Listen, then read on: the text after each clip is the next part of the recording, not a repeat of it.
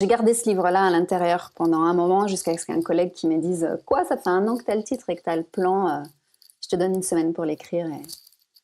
Tu l'as En écrit en fait, une semaine?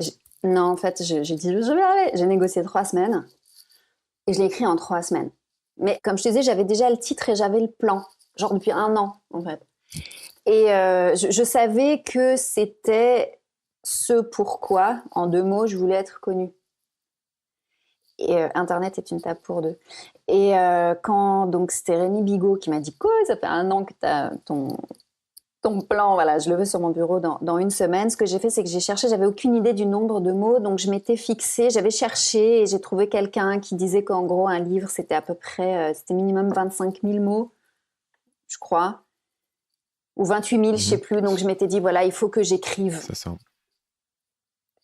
Enfin, disons qu'au moins ça me faisait tu vois, un ordre d'idée. Et donc, j'ai écrit comme une dératée pendant une semaine, mais sans remonter en haut, tu vois.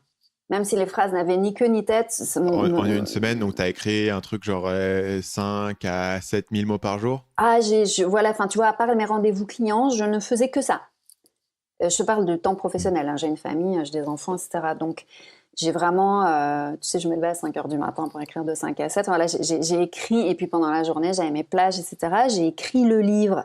Enfin, j'ai écrit euh, quelque chose, mais qui était illisible, hein, on est d'accord. Mais pendant Mhm. une semaine, mon but, c'était d'arriver en gros à 28 000, 30 000 mots. La deuxième semaine, c'était de dire, bon, là, j'arrête d'ajouter des idées, on retrousse les manches, et je mets ça dans... Je commence à mettre les choses dans mon plan, tu vois, à structurer.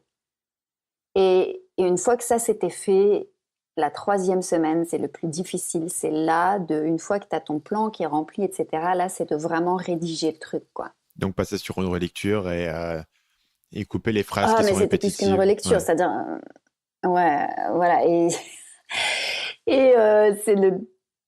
moi, ce que je recommande s'il y a des personnes parmi celles qui t'écoutent qui veulent écrire un livre, c'est de vraiment d'avoir une petite team extérieure de gens qui sont là pour voir où t'en es, où tu reçois des messages tous les jours. Parce que moi, j'avais vraiment l'impression que j'allais jamais y arriver.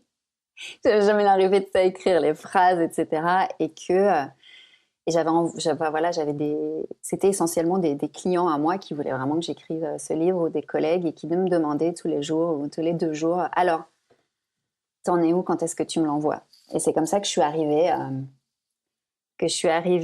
au bout des 3 semaines. Et puis après, je l'ai envoyé à ma liste pour un premier feedback. Et j'ai eu des super feedbacks, des trucs. Le livre n'a pas vraiment changé, mais par contre, on m'a suggéré des trucs à rajouter. Tu vois, comme les schémas, les récaps, les encadrer, tu vois, des choses comme ça. Donc ça a rajouté aussi forcément des mots dans le livre pour qu'il soit encore plus pratique, si tu veux. Tu vois, reprendre les exercices à part, voilà, des choses comme ça. Et c'est toujours comme ça que tu écris quand tu écris du contenu? Est-ce que tu es toujours à faire un premier jet assez brutal et ensuite à le réorganiser? Parce que moi, je suis assez méticuleux dans la manière dont j'écris en fait. Et mes relectures va surtout être, donc le plan est déjà vraiment bien défini, les points sont déjà bien définis, et ma Mm. relecture va surtout être de jouer un peu sur les éléments de langage, notamment de condenser un petit peu certaines phrases, de rendre certains éléments plus visuels, d'enlever un terme qui est un peu mou et de le rajouter par un meilleur terme. Mais au final, je m'aperçois que euh, le premier jet, du coup, est pas extrêmement prolifique, parce que j'avance pas si vite que ça, parce que je réfléchis vraiment à ce que je suis en train de dire. Mais du coup, une fois que Ouais. c'est fait, tu vois. Et je serais curieux de voir si toi, tu travailles toujours de cette manière ou est-ce que tu as modifié ta manière d'écrire pour le livre parce que tu avais besoin de sortir 28 000 mots aussi rapidement et que si tu sors 850 mots par heure, c'est compliqué. Bah, en fait, il faut savoir que des fois, je peux passer une heure complètement à sec, hein. Mais il y a un TED Talk d'ailleurs de Elizabeth Gilbert où elle dit que en gros, tu sais, ton job, c'est, enfin, tu vois, que les idées viennent d'ailleurs et que l'inspiration vient d'ailleurs, et ton job, vraiment, c'est de t'asseoir pour écrire et de t'asseoir régulièrement pour écrire. Mais moi, effectivement, j'ai un processus d'écriture qui est pas. Je suis fascinée par les gens qui écrivent de A à Z comme ça. Moi, j'écris pas comme ça. J'ai plein d'idées, et des fois c'est à sec, et les moments où les idées viennent, des fois je vais avoir des idées un peu qui se télescopent. Je sais pas si ça te fait ça, ou t'écris un chapitre, ou t'écris un mail, ou t'écris un article, et tu vas avoir des idées géniales qui arrivent, mais c'est pas pour celui-là. Donc, je vais les mettre de côté, mais je vais les écrire un peu quand même, tu vois, pour pas les perdre. Et après, je vais revenir dessus. Donc, c'est pour ça que, tu vois, le livre, des fois, j'étais sur plusieurs chapitres en même temps. Je suis rarement sur un seul mail ou sur un seul article en même temps. Ok. Parce que quand j'en commence un, ça en ouvre d'autres. Et voilà, c'est un process où j'apprends à lui faire confiance aussi, de dire ça ressemble à rien quand je commence. Mais je sais que quand j'aurai peut-être fini, ce sera super. Tu vois, de pas lâcher le truc. Déjà, moi, ce que je voudrais dire, c'est parce que tu sais, on dit souvent, si t'es pas inspiré, vas-y, écris, te relis pas, envoie comme ça. Ben, tu vois, pas forcément, on peut avoir des processus d'écriture, des processus créatifs, et des fois, ça peut être aussi pour l'écriture d'un podcast, l'écriture d'une vidéo, d'un mail. C'est dans le temps, si tu veux, et l'entraînement qu'on découvre son propre processus d'écriture. Et après, il y a des techniques voilà, de rédaction, de copywriting qui sont géniales pour que le contenu soit plus captivant. Mais de se faire confiance aussi de la manière dont on écrit. C'est pas parce qu'on a du mal à écrire parfois qu'on n'est pas inspiré que on peut pas préparer un contenu génial pour ses abonnés, quoi. Tu disais tout à l'heure qu'il y a des moments où tu es à sec. Ça ressemble à quoi quand tu es à sec? Tu es vraiment devant ton ordinateur pendant 1 heure à regarder l'écran et c'est blanc parce qu'il y a pas mal de gens qui parlent de la page blanche et tout. Moi, j'ai jamais connu ça.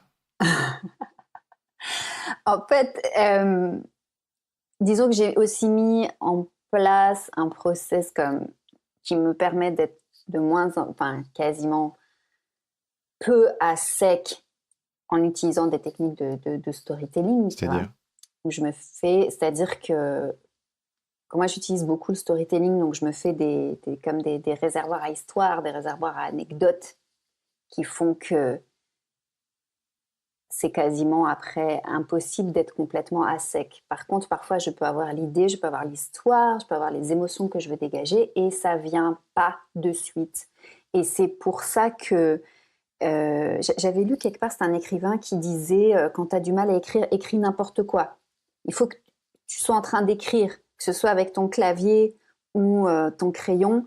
Écris ce que tu as fait hier, écris ta liste des courses, écris ce qui te vient, mais écris et il y a un moment où ça se reconnecte, tes neurones et ton inspiration.